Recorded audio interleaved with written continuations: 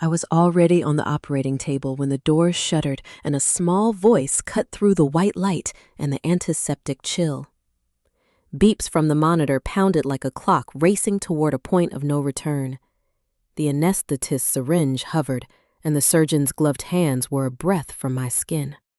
Then I heard my grandson call my name with a courage that did not belong to a child. He said he had to tell the truth about why his father really needed my kidney. And for a heartbeat, the whole room forgot how to breathe. I am a mother who learned to live inside duty. I am 67, with hands that remember markets at dawn and sewing by lamplight at 11:40 p.m., with a husband in a wheelchair whose silence has become a season in our house. I raised 2 boys in a narrow Chicago home that always smelled of bleach and broth. Brandon is the younger one, a steady worker with grease under his nails and a way of noticing what other people miss. Adam is my firstborn, tall and laughing once upon a time, a construction worker whose strength used to fill a doorway. He married Rebecca, a woman whose smile opened doors and whose tone could close them just as fast. When Adam began to fade, when tiredness turned to pain and blood in his urine, Rebecca became the center of his care. She arrived with pills and schedules and a voice that liked to say we were a family, and family does what must be done. The first time the doctor said transplant, my breath shortened and never really returned. Tests were run, charts were explained, and words like compatibility fell on the table like heavy coins. I was the match. Rebecca did not say please. She said it was my responsibility, and I heard the sentence stick to the walls like paste. Her parents appeared often with soft fruit and hard opinions, repeating that a mother who hesitates loses her honor. I nodded while my chest burned, and that night I wrote a will by the yellow light of a cheap lamp, dividing a small house that never felt smaller. Doubt does not announce itself. It pricks like a thorn, and then you realize your hands are bleeding. Brandon came one afternoon to fix a blinking light and said he had seen pill bottles without labels in Adam's cabinet. He spoke gently, and I waved it away, because love has a way of teaching a mother to ignore the wrong things. A day later, Mario sat on my kitchen floor with his plastic cars and asked if people could be made sick on purpose. I told him not to worry, and felt fear move through me like a shadow. At the hospital, I watched Rebecca add a blue tablet to a glass of water with a movement so quick it was almost graceful. When I asked the on-call doctor about new supplements, he checked the chart and said there were none. His voice was calm. Mine was not. The puzzle pieces arrived one by one. Brandon followed Rebecca to the parking lot and came back with blurry photos of her exchanging a small bag for an envelope with a man in a black jacket. Mario found an old phone and played a hushed recording where Rebecca's voice promised perfect results after the transplant and mocked an old woman who would not dare refuse. I listened and felt my world tilt. But the next morning, I still signed the surgical consent with a hand that could not stop shaking. Adam's eyes were glassy with gratitude in a pre-op room. He thanked me in a whisper, and I answered with a promise that hurt to speak. A nurse wheeled me away. Rebecca's parents waited outside, in their best clothes, as if courage could be staged like a ceremony. Inside the operating theater, the light pressed against my eyelids. The clock on the wall read 12:02 p.m. I tried to pray, and found only a single word repeating in my throat. Please. Through the window, I saw Rebecca lift her chin at me with a small, triumphant nod, and the anesthetist drew the clear medicine into a syringe that glittered under the lamp. I thought of the night I heard Rebecca say on the phone that everything was going according to plan.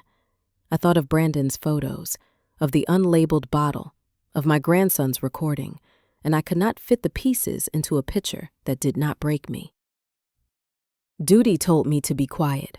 Love told me to be brave.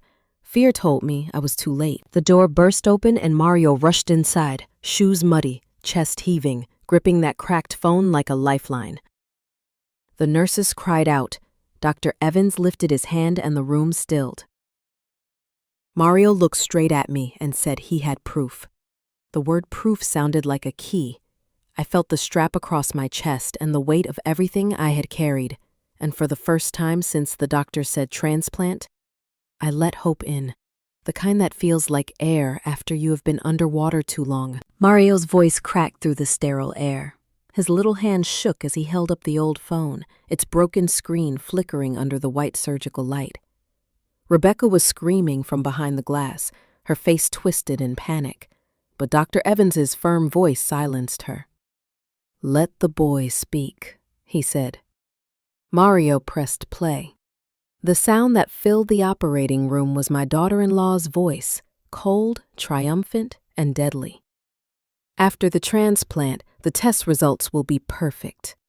Don't worry, that old woman won't dare refuse. The data will make us rich." The nurses froze. One of them dropped a tray. I could hear the metal instruments scatter like falling coins. Everything blurred. The beeping monitor next to me raced. The air turned thin.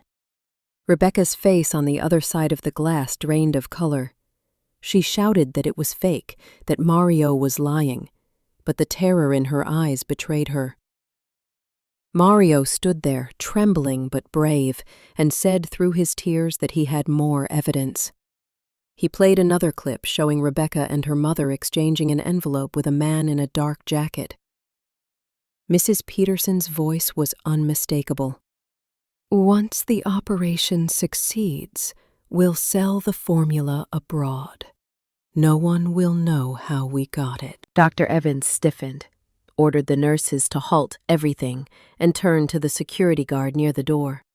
"Lock this room," he said. "This is no longer a surgery. It's a crime scene." Rebecca's shriek echoed down the corridor.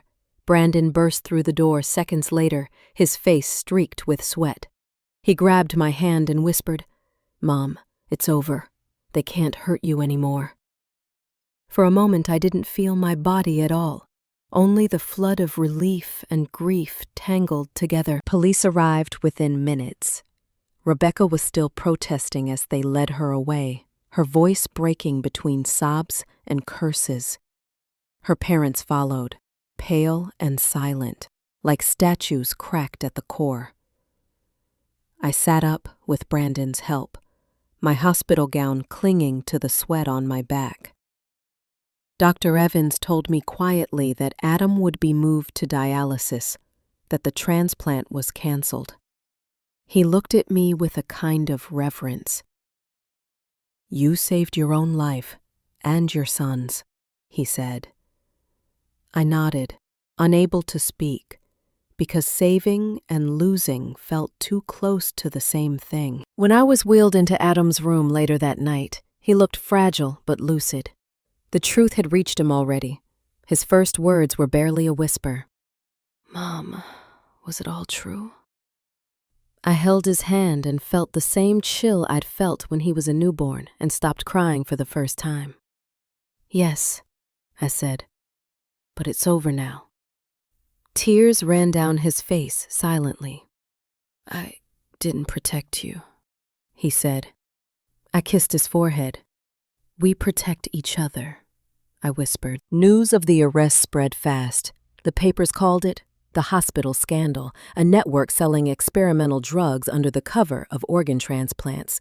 Rebecca, her parents, and several doctors were charged. I could not bear to read every line. I spent my days sitting by Adam's bedside, watching color slowly return to his cheeks.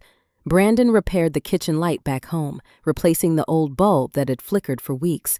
Mario visited after school and always climbed into my lap, asking if I was still mad at his mom. I told him the truth. "No, my boy. I'm just sad she lost her soul." Weeks later, when Adam was well enough to come home, we sat together under the small tree in our yard. Joe, my husband, was in his wheelchair, silent but listening.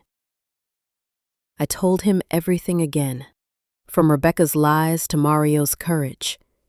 For the first time in years, Joe blinked hard, and 2 tears slid down his cheeks. I took his hand and felt a faint squeeze. It was enough. That night, I opened my old diary and wrote, "Sometimes love blinds us. but truth opens our eyes before it's too late. Blood makes relatives, but honesty makes family. I looked through the window where the rain shimmered like forgiveness, and finally felt at peace. If this story moved you, please like, share, and subscribe so others can hear it too. Tell me in the comments how far my story has traveled, because every truth deserves to be heard.